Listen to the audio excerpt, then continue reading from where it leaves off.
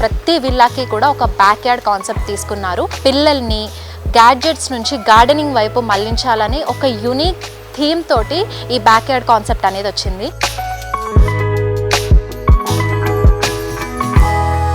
ఇప్పుడు నేను బ్యాక్ యార్డ్లో ఉన్నానండి. చెప్పాను కదా ఎవ్రీ విల్లాకి ఒక బ్యాక్ యార్డ్ కాన్సెప్ట్ తీసుకున్నారు అని చెప్పి.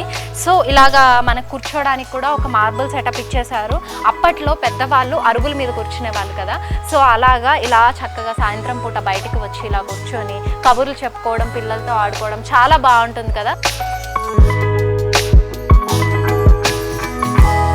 So amenities wise super and location wise super and మనకి లోపల విల్లాస్ ఆ స్పేస్ యూజ్ చేసుకోవడం కూడా అదిరిపోయింది.